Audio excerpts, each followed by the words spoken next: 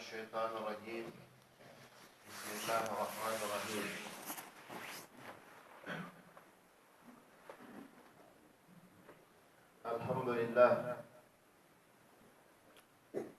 الحمد لله مبدئ الكائنات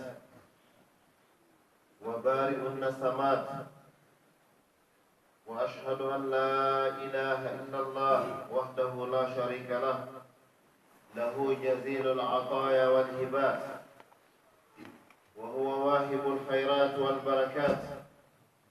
أمر بالصدق وحرم الأكاذيب والشائعات، وأشهد أن محمدًا عبده ورسوله، أفضل الخلق والبريات،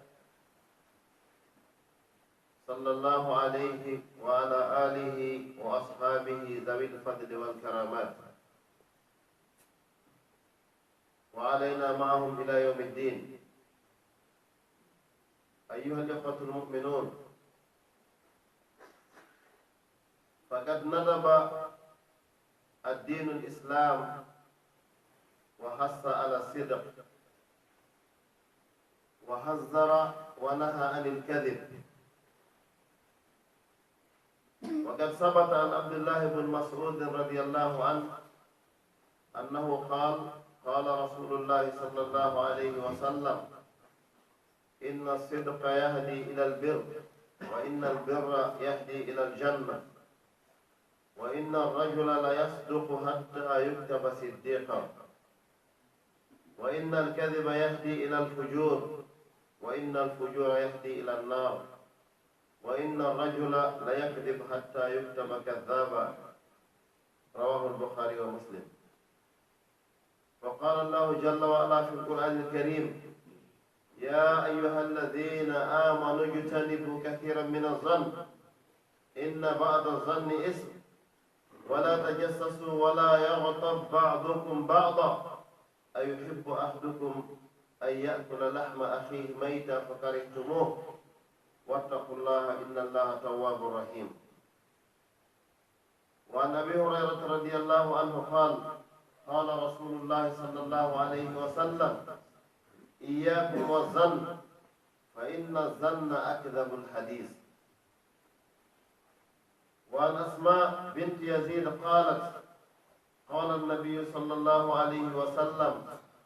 ألا أخبركم بخياركم؟ قالوا: بلى. قال: الذين إذا رؤوا ذكر الله. أفلا أخبركم بشراركم؟ قالوا: بلى. قال: المشاؤون بالنميمة، المفسدون بين الأحبة، الباغون البراء العنت. أخرجه البخاري في الأدب المفرد. وقال الألباني رحمه الله: حديث حسن. أرى مسلم جلبة إذا يتعالى تبدو تقول نفوه وتجد النغل الحالي كتقول مرد حق النهوض. إذا سيدو وانما كانكو الله كانكو توني رويته بغونغ هيهود على كرويته نفع لورو دون لورنا مروا اليوم الله سوالا الله سبحانه وتعالى. kanko Allah jogi dokke mawde wasike en nemaji molanadi o waɗi en julɓe, o waɗani julɓe ɓen sifaji ko ɓe andire. jaɓuɗo ɗin sifaji ɗon o woni julɗo timmuɗo, o jaɓali ɗin sifaji ɗon o woni julɗo mo timmani, mana manko. aray o yamiri en wowlugol gonga, o yamiri en selugol nani, o yamiri en selugol cokki. haray ɗum ɗon jeyaka e jikkuji julɗo. nani koye fenaade jeeya. fenaade no laaɗo Allah sallallahu alaihi wa sallam ɓe maaki e hadis mo Abdullah ibn Mas'ud filli. ɗen anndi kon woni Abdullah ibn Mas'ud. en jannganama fi makko e darsuji ɗin. oɗo o filli o wi: mi nani nelaaɗo Allah sallallahu alaihi wa sallam no maaka wondema wowlugol goonga ka moƴƴereeji ɓurɗi e mawnude jeeya. wowlugol fenaande kaka boneeji ɓurɗi e hulbinaade jeeya. wowlugol goonga goɗɗo no wona goonga haa o deesita ko goonga ɗum o wolta hande o wona sabu o yaha aljanna. goɗɗo kadi no anndi yo kala ka heɓi probléme si Allah jaɓi mo fenaande o sortorta e probléme o jokka ɗum haa Allah subahana taala winda mo fenoo so windi ke fenoo o naata yiɗi. o hadis ko imam Bukhari fillim haray Allah subahana taala o daali ko qur'ana makko haray mi haɗi on sikki hakkunde mooɗon mana ko piiji haɗaydi ɗin nani ko ɗum faalaɗe wolde ɗo. Allah wi sotu hujurat ono e gomɗinɓe woɗɗite kasiran ko heewi mina zanni e sikke hakkunde moom sabuna noon sikke ko ɓuri heewde kon ko bakkaatu addata puisque wallahi heewi ko sikkuɗa hunde harnano sikkeɗa non nde woniri few yon tigi tefu annda woni haqiqa kon sena laawol sikke. jomirawo o wiwata o wiɗondir ka gooto tefu ko oya jokki ko boni kon tefu ko goɗɗo jokki ko moƴƴi kon fiyan kadi ya moƴƴi amma ko boni kon garto sina hara a ɗaɓɓita woni fiya haɗuma wota o ño'indir ala no hay hunde kulɓi ni hannde hakkude meɗen hewtidu lor ñoore haray ñoore no wayi wastawi goɗɗo yahi yaami tew goɗɗo so ma yi heɓi baɗɗo tati haray hule Allah watta no yila e ɗinnonde fii. Aba Hurayra o fillani e wonde neraɗo Allah sallallahu alih w sallam ɓe maaki mi haɗi on sikkindirgol hakkunde mon sabu piiji ɗi fof ɓuri wonde fenaande ko sikkitagol neɗɗo hakkunde julɓe ɓen ko haani ko confiance hoolaare. al aslu fi lmuslim al amana. al muslim la budda bi an nathiqa bihi awalan hatta ida zahara hunaka shay'un yuhillu dhalik fa inna idin نقلع منه الثقة والأمان. لكن البداية المسلم مع كونه مسلما فلا بد بأن نثق به وأن يكون عاملا بين أيدينا. juldo sa yi juldo premier de chose ko ya holo do l'islam daɓɓirmo ha ɗon o waɗa ko hutorte so waɗi ɗon ko hutorte mbi ɗon hutoɗama kono debi on ko ya holo kono ndaarugol ɗum goɗɗo haa gita ma heewa tawi wiya o mi hoolakira no wayni mi hoolakira sina hara o waɗa e makko ko hutintamo a duwaka mo hutaade e jonna misal sey yiɗo joni goɗɗo kala wallahi mo o yari beere mo suɗi tawa mo hutagol fiyon ɗo puisque himo wonni déjà no e makko wonde o hollaaki par ce que himo suɗi onon sey yiɗo tun goɗɗo hino feƴƴa fi o waɗa gaftan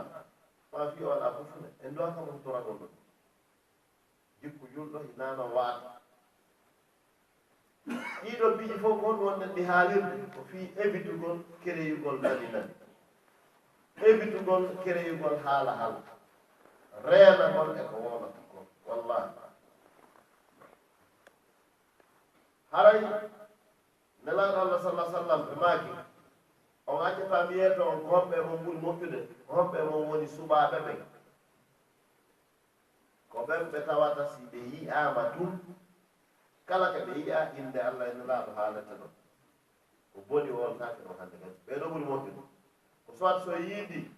on haala inde Allah ma on jannga e Qur'an ma ɓe anndintinta ya wolu inde Allah ma ɗum on ño'ata ɗo goɗɗo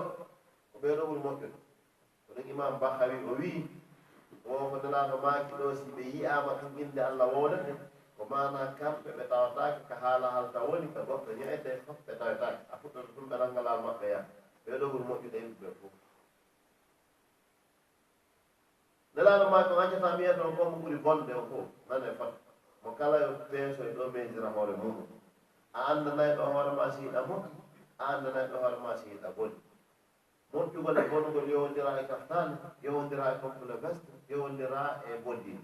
ko yowodiri ko e jikku on tigi on e ko huwata konka kene e ko huwata konka ɓurlo ko ɗiɗo fi joni mesure andugol si neɗɗo no moƴƴi ma simo foti yaade yowodira e sino faala a waɗa e bonɗum ɗen ara tawi nder ma on koto boni ɗum wonto harata neɗɗo bon donc haray miɗen yewtude ɗo ngalaa ɗum no yeyataade en fof ko ɓuri bonde en fof ñande fat hadis on ko fillani en mo ko asma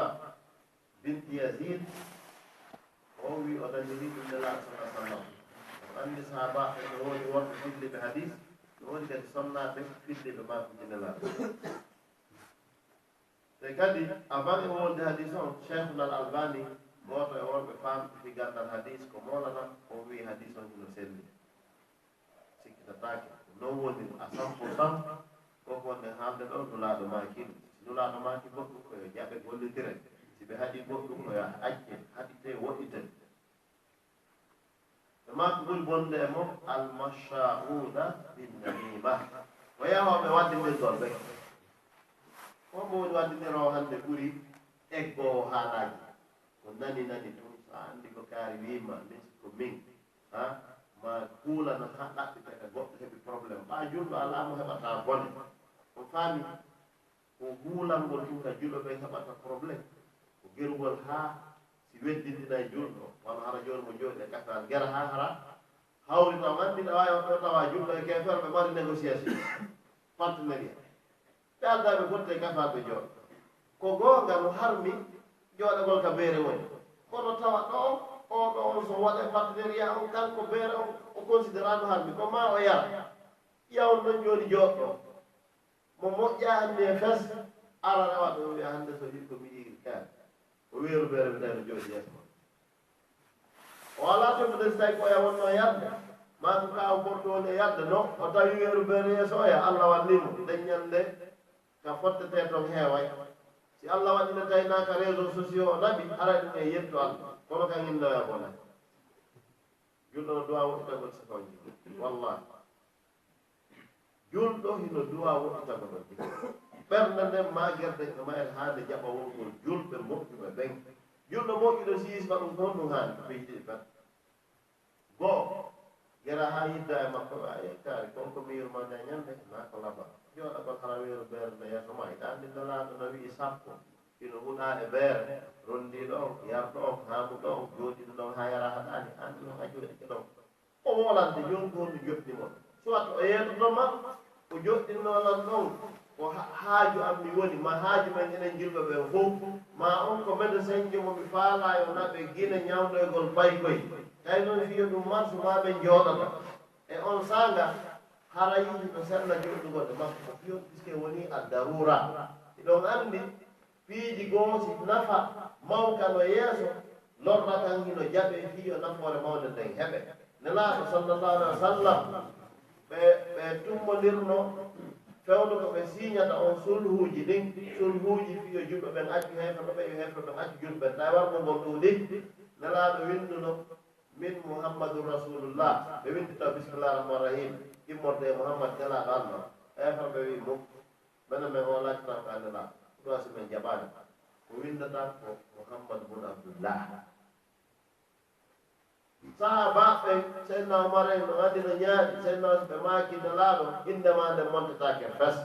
si ɓe jaɓaa ɗum ƴette ngaafa kan wonta en ko wonno ɗen ko tréfon acciren ni dega o montina walakin maga a jaaba rasulullah sallah sallam on nelaaɗo jaabina nelaaɗo maaki acciteeɓe nafoore mawnde ko jortuɗen kon e ɗum ɗo no ɓuri bonde bone montugol inde alde ɓe montuɗo inde nelaaɗo ma donc an kadi ko jondiɗa exemple ɗon kono faamora tun si woni piiji ɗi julɗo wona ya ɗaɓɓitu ka julɗo wirdoto tun wona ya ɗaɓɓitu hay ka keefero wirtoto cokki moƴƴa wirtere moƴƴa wirtugol goɗɗo si allah jarriɓe kala ha en fottiride baraban ɗon ɓe jogii cigarette ɗo mami inni a ɓay ko birsal ni o tigi tigi ɓe yi ayna mi yaha geng ma birise ɗoni ton ka daane ndiyam ɓe jogi ke cigarette o en fodde koye a ɗi tigi moodi ko haalanma ko noddugollam sayho ono moodi keɓees koye kadina ɗum ɗo wattaki ɗo wawi ara mi jarriba ɗo wawi ara mi feeti no piiji fof no ton par ce que ara hinami en no mbaji ha ɗaami ɗi acca kono ko téléphone ngol taho ka ɓuraɓe saabugol gurnoji ɓe hande si tawi kan Allah yo tira Allah foto haray ko mala nan ko foto wona wengede ka Facebook a ina imam mo ko be holo ko fiimu ɗum kan na e besalo fiimu ko brise a waɗi ande bon ina mo julɗo ata fes wallahi no laaɓo sallah sallam ɓe maaki la yuminu ahadu hay gooto e mon gonɗinta hatta yuhibba li ahihi ma yuhibbu li nafsi ha o yiɗana siɗɗo makko ko yiɗani ko hoore makko ko ɗum wasi min ɗo ko ɗum mawɗo a mesira woni hoore ma ndaara moƴƴuɓe jeeyaɗa a yetti allah ka bonɓe jeeyaɗa a yetti allah ko balance wonɗi nelaɗo maaki a gomɗinta fes a faano a juula e haɗinde dufo a gomɗini wonde yiɗanɗa siɗɗo ma on ko yiɗanɗa hoore makko wallahi joni noon ko an anndi a taw ɗo ɗo mindiri noon sen fotti biril ɗo ɓe jogii sigareti o sa anndi ɗa yiɗani hoore ma wiltere hara wiltan sa anndi noon a yiɗana hoore ma wiltere ko yiɗɗa ko laaɓal e moƴƴere naatol aljanna an haɗaɓe wiya ɗum ɗo wattake accu mi jarano mi accira ko ni ɗum ɗo woni stratégie ko julɓe ɓettini naata sa wawatalan hadde few ami susta o amadou ba o hino ñaaƴi wonɗum l'islam wima ko yadde dalil on wonɗo hadis mo imam muslim filli immode aba hurayra ɓe laaɓi sallallah alih sallam ɓe maaki man satara muslim subhanallah kala surruɗo julɗo musliman ɗon alif e laamu ala ko nakira on nakira ɗon ko tindini ko julɗo wo julɗo ka o woni woppu foti ko pullo foti ko julɗo wo julɗo sa surrimo andina taw fiya suuru goɗɗo ko wigol mi nangimo men dalla poos ko on a nangi ke few alaɗo ka fir o faami ma sa aɗaɗa goɗɗo no wujjude ɗiramo taw foto taw naɓata ɗon jungo wiyamo ka tap andi ɗon mara hay nokku kaw yeddir ndara tawa kon adna ɗon fof an tun andi ɗum goɗɗo go anda ko wujji ko yona ko taƴimo jungo ɓaƴamo sawɗa wiya tiji yow kaɗo ɗi taw haray o wattike e sooke ma e nanguɗamo ɗon ha progo joni fof ɗo e sooke ma ba gandi sa wirti ba gandi sa piiji ko wiɗamo ɗo omo wattima bon awa tigi tigi joni fof ko an jogui programme anda a ene awa tigi ɗon mi accidirima fi an ma min kadi haran ko bonni allah subhanahu wa ta'ala potta fillu ɗum addo nan sa fillike wallahi wona a haɗimo a surrimo nela sallah sallam ɓe maaki kala julɗo surruɗo julɗo julɗo wo julɗo tawi a wawi mo wildude fewdoɗo on tigi neɗɗo surruɗo ya o satarahu llahu fi dunia wal akhira allah surrede an kadi adda laaka on ɓe woni mo bonna ko homɓoɓe woni mara feeyri ɓaleeri ndi ko homɓoɓe si darama ɗawiyama ko moƴƴuɓe ɓen 100% dum yaltata ɗo hannde mi sikki haray ɗo on fermama ngal gawne ɗum no wona imamu wona satti wona heeɗiɓe hutuba haray e woni ga awa ko iwajuji waɗante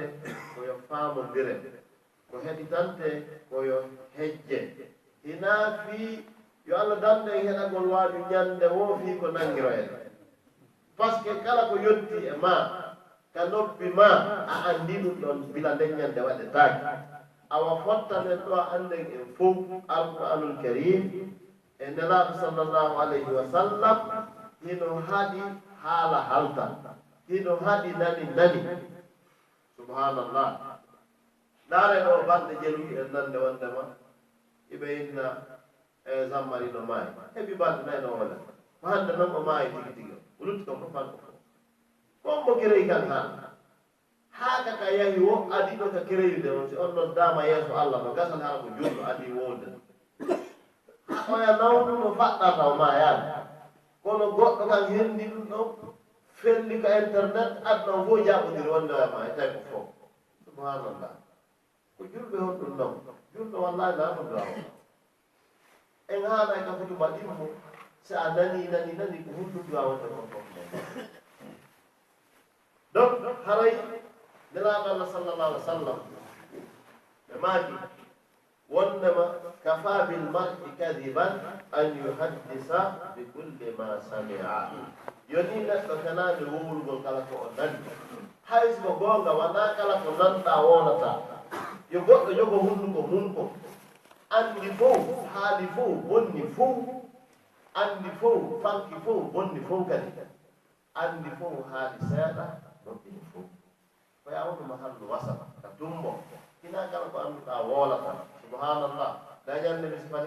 imam Malik bon Anas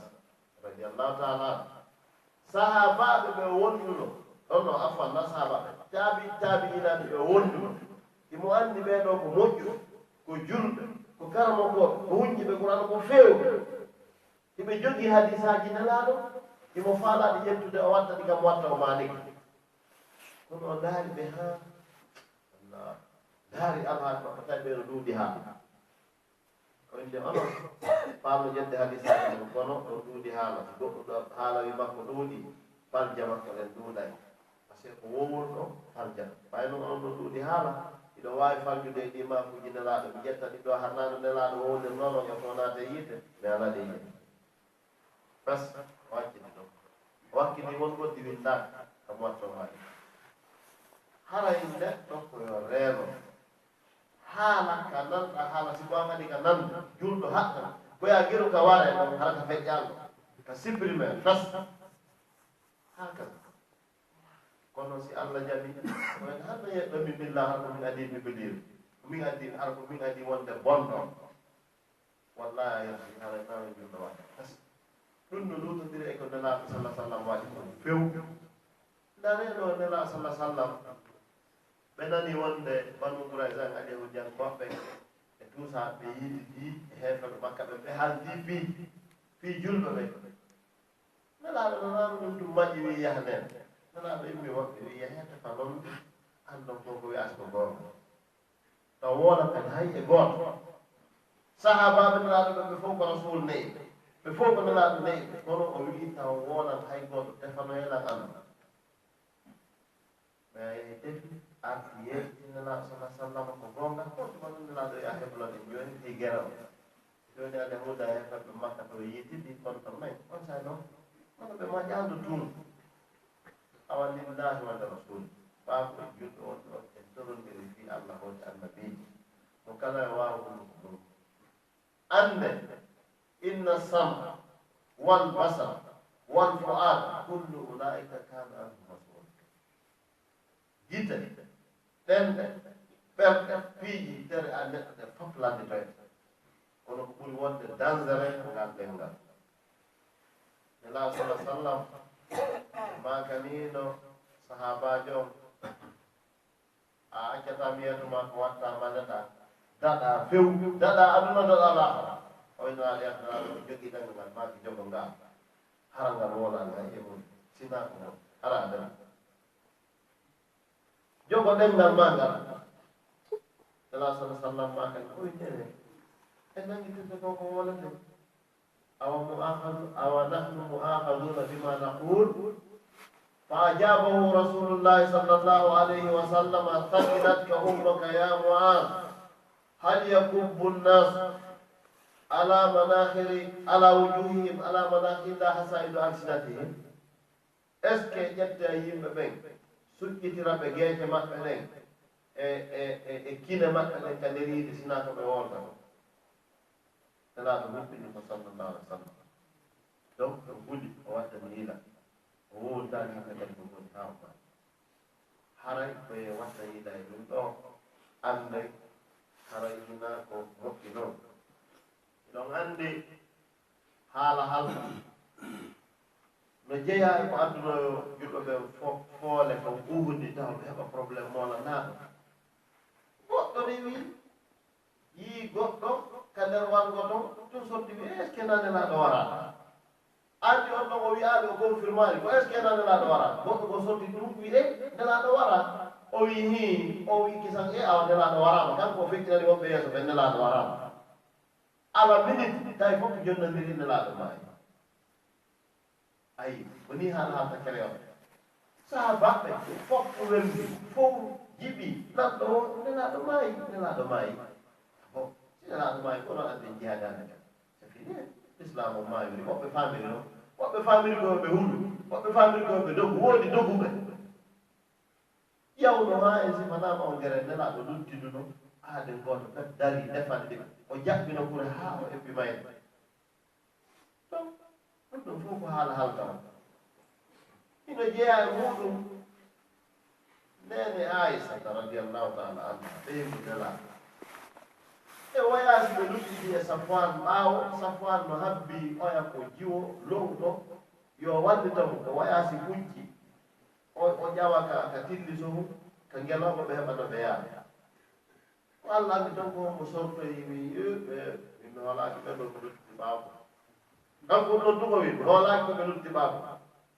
nanɗo hikkiyan ɗon mo ɓurɗo bonde on o wi he kaari wi aysa en ɗo waɗi goɗɗum hara e ɓaako kanko e ko non noon haa ɓe wi ɓe jini ɓe wi jeeno waɗi ɗum noon ɓey mu nelaaɗo on probléme o soññino nelaaɗo haa elɗo fof etaɗo ɓe mun waɗi jeeno mo o hejjataake nelaaɗo ɗo jibril ari e toon ɓe ko goonga maa ko fenaande ɓe heɓuno probléme moolanaɗo ɓe soññi haa esiraaɓe maɓɓe kan senna bonkar e yumma sonnaajo on ɓen kan e woolta si wiyama ɗo jooni ɓiɗɗo ma hiɗa hokkitiri himo waɗi jeeno himo nannga hannde hara probléme janowaɗe wallahi ɗum no jeeya e fitinaaji mawɗi ɗi jilɗuɓe jogii haa hannde ni ɗum ka wanno on sa haa jooni bone mum on sellaade fiyon puisque chiyaɓe no dari windi wi ɗum ko goonga ko wono hay fii qur'ana demanti si kono ko goonga o jiluno sinaa ɗum woltanooke tas ɓenni ko wowlaa anndu waɗi en alaa ɓe wiide kamɓe ɓe fena e maa ɓe fena ɓe yidde qur'ana sorat ɗum ɗum allah subahana taala ko wii nannooɓe ɗum ɓe lawla is sami'tumuh zanna almu'minina walmu'minati bi anfusihim hayra hanno tumonde nannoɗon ɗum jogo ɗon jikke moƴƴe sikkito ɗon ko moƴƴi kon wiyon aysa jeenata ɓen ko nelaaɗo noon wiyon safwan ko sahabaji jogito ɗon ka moƴƴi ɗon taw haa heɓo yaqin kono nani ɗum kuuɗo saano haa ko saakite subhanallah nanen ɗo yimɓe moƴƴuɓe ɓe goɗɗo ko jiwo ko nani ɗum haɗo o yettimon ɗon nden nanoy ko hulɓe ni ka saako ɓen honɗum o wi mi nani wondema aisa ɓeygude allah sallah sallam o jeeni haɓi honno o wi nam o jeeni gorko o wi moodi aisa ino moƴƴi ɓurinmi aisa on mo wiɗa jeeni no moƴƴi ɓurma an ɓenga yettinɗo fenaande nde aisa no moƴƴi ɓurma ko ni ɗum nowa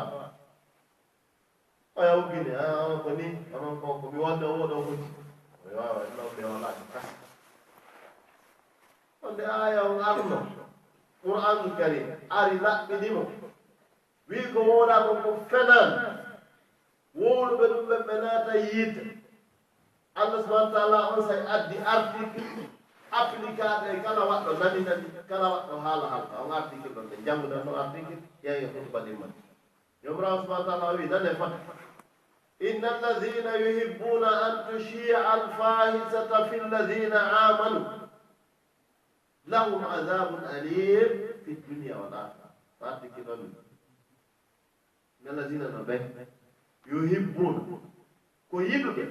o anti ɗo ko hulɓini ko wona dey taho allah kam manani taho waɗɓe dega on ɓe wowluɓe ɓe ɓen kan ko feere ko faalaɓe ɓen o andi ɗoɗa wona kadi maɓe fotu mbiɗum ɗo ene joni on ti tawata ka wolde kono noon siko sago mum ko kaari hen probléme ayan ka ɓerdema sago ma ko yo wowle a faami joni an ɓa nani a huuli a watta probléme few a wowlata kono noon siko sago ma ko wi ko ɗe kaari ɗuɗɗo haalaji kombode won ɗon hay fof konmo 5 euro haala yaltita defi annana e ɗum no woniri par ce que ɓaaro mo si on ɗon anndi kaka haray joni jaama on faami ko ɓen ɗon allah taw gammani wi ko yiite ɓe naata ɓe loroto kadi aduna o laakaraw on faami ko yuhib inna alladina no ɓen nane tan yuhibbun hiɓe yiɗi ina waɗuɓe de ɓe yiɗu tum an tushi alfahisa nde bone saakitoto fi lladina amanu e ɓen gomɗin yiɓe yiɗi yo bone saakito mana yo nani nani waɗu hakkude julɗo ɓe yo haala halta waɗu ɓe yiɗi kala ka probléme yo ustasi kaar he probléme yo imam kaar he probléme yo salli kaar he probléme yo faɗo ɓurtalɓe he probléme ɗum ɗum ɓe yiɗi a kaar no famin ɗo noy kiyata o anndi ko on ɗum o waɗi ɓe yiɗa yo wonu insa men halas fa ɗum waɗani sina ɗum jaami o hewata on faami tawi noon sika ɗum naaka jaami o dowana ɓerɗe justice doit hewde fiiɗi piiji mais enen par contre acco hakke entre parenthèse wiyama honno wiyete e dimanche kikiɗo andi wiyata lendi ko golle yo wi bon probléme no waɗi ka jaago to accon hakke min toloya président guinée o alaslamana no woodi ɓe waɗi wonde rumpitinde ɓe fodde toon fimu yewde ko billahi ɓuray onon ɗo alo ko hakkude e yalla 100% mbiɗo anndi heewa e ɓuri enen ɗo few ko faami ko par ce que jikkuji ɗin ne aaki ɓerɗe ɗen ne aaki sifaji l'islam ɗum no manque wallahi jonno jomirawo wi inna alladina no ɓe yuhibbuna ɓe no yiɗi an tushi alfahisa nde bone saakitoto filladina amanu eɓe gonɗin hiɓe yiɗi yo julɗo wirto hiɓe yiɗi yo julɗo heɓu probléme hiɓe yiɗi yo surtout yeeso ɓe ɓe yo heɓu probléme jomirawo wi ɓen ɗo lahum no wodani ɓe adabum ledde alimum muusuɓe fi dunia wal akhira aduna o wal akhira o kala mo koɓe wi fi dunia aduna ɗo par ce que gerɗo probléme o kankadi o yaltata ɗo wirtaki bas aljazau min jinsil amal ko huuɗa ɗum ko ɗum hettota wallahi a wirtoto si yiwa sa organise ɗo tic tac no goɗɗo wirtire an ko allah organise ta dow tic tac no wirtireta ka miijata so nastadrijuhum min haysu la yalamun min nangayɓe kaɓe miijata ko woni tum wa umli lahum inna kaydi matin min muñanayɓe par ce que pewje amen ɗen no tiiɗi haka donc haray julɗo on ko ma jogito needi ɓeyden jogagol kundude meɗen ɓeyden maîtrise gol haala halta wallahi moƴƴa few ko galleji jelo haala halta bonni ko rewɓe jelo haala halta waɗi haa ɓe seede moodi mum ko nokkeeli jelu allah ɓoori lamɓe sabu haala halta ko nokkeeli jelu yimɓe wompiri heɓgol moƴƴere sabu haala halta ko nokkeeli jelu yimɓe poyentira duwaɓe maandita sabu haala halta peeji jelu waɗiri gere sabu haala halta ɗon anndi o yaafata ko anndu ɗon banndiraaɓe men on ɗo nakkisa to amérique ko allah anndi gonɗum feƴƴi hakkude makko e ds kono haala halta wanno haa oya ko duwaɗo laamagol france o perdi laamu o perdi jawdi makko ni debbo on e balɗe ɗo ɓe winndi artiki wo o jaɗiigide o passé o yoɓama mi annda ko ɓendi $million joggu zina o yehi o soodi galle dakar ko so wadde toon jooni investissement immobilier hay on heɓi honɗum de on debbo so ari ɗo o hiwri ke o yimo addaren ɗo 100 000 € fe julirde hakkude allah ɗi jaɓetaake yeesoɓɓe noon en jaɓataɗi fes e wiyaɗi ko ɓuuri joggu zina ko fiyon haala halta moƴƴa fes koyo sele few donc haray kala hendiɗo ɗo article ka facebook sa jangimo a tawi wayiɗa jogii yaqin ko ni ɗum ɗo woniri public probléme kono si a anda a fellita a sikkiti tum ana obligé public wata publié ala minute hunde si waɗiɗo hande jogii ɓe internet ɓe giɗi andi wallahi minti goto seconde goto 10 millions de personnes ar taw no wawi andi ala seconde piiji waɗa ɗo guine ko enen ganodata yeeto ɓen to mboɗirɓe goloma ga e ɗum ɓen andata ko enen gawi atan e probléme ñan waɗi yimɓe mayoɓe ɗo angolaɓe fop ɗum ɗum notata donc ko enen ga yeetoto ɓen toon kaari warama ala ɓe andata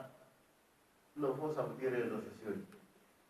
donc wattane yiɗa fi allah noddelaɗo huulen allah en fop ruttitoɗen jogoɗen ɗenɗe men ɗen aqulu qawli hada wa astaghfirullah al-azim li wa lakum wa lisa'il muslimin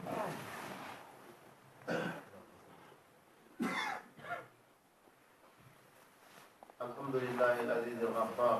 واسأله الاستقامة والاتكال وأشهد أن لا إله إلا الله وحده لا شريك له وأشهد أن محمدا عبده ورسوله سيد الأبرار أما بعد أيها الإخوة المؤمنون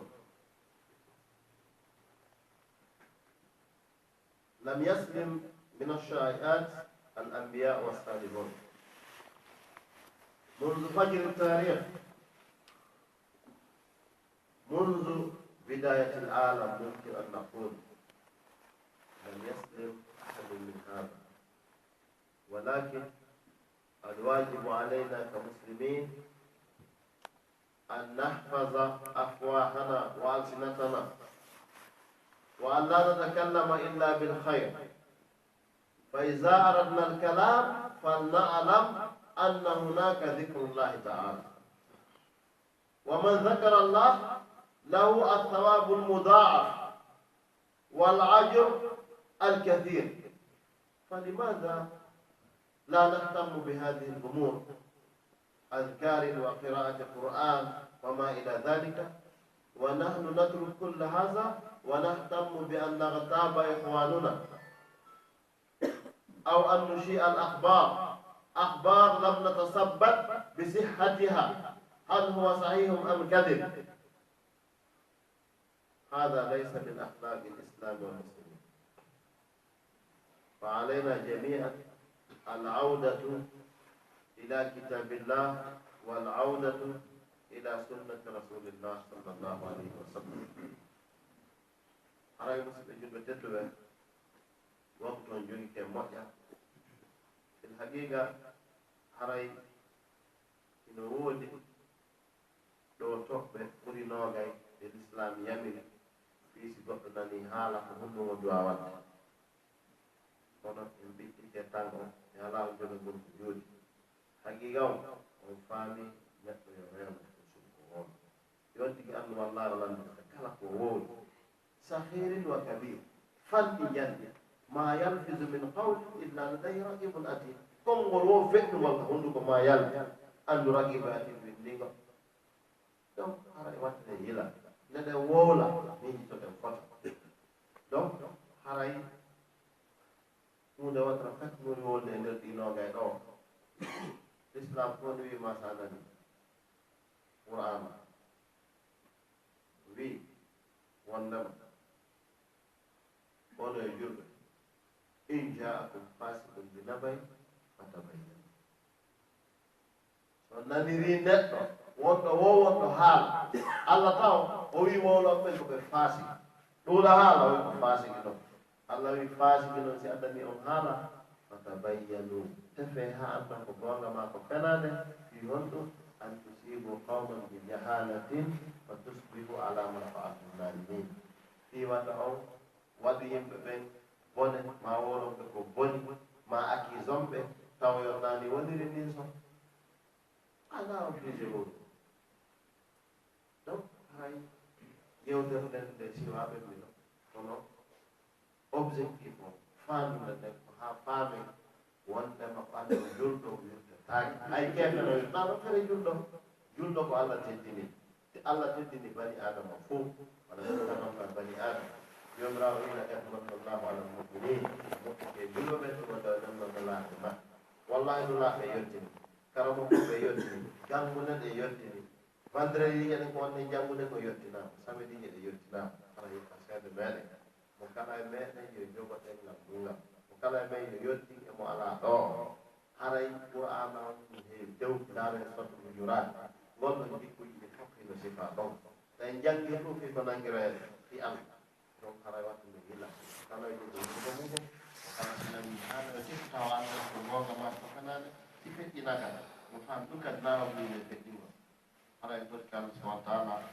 Allah subhanahu wa ta'ala وحده واو بجودة بلدن منه نسأل الله سبحانه وتعالى في هذه الساعة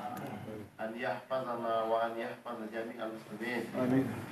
وأن يجعلنا من الذين يستمعون القول فيتبعون أحسنه وأن لا يحرمنا ثواب هذا اللقاء وثواب هذه الجمعة نسأل الله سبحانه وتعالى أن يغفر لنا ما مدى وأن ينجينا الدارين من سوء القدر نسأله سبحانه وتعالى كما جمعنا في هذا البيت من بيوته أن يجمعنا يوم القيامة في دار كرامته ونسأله سبحانه وتعالى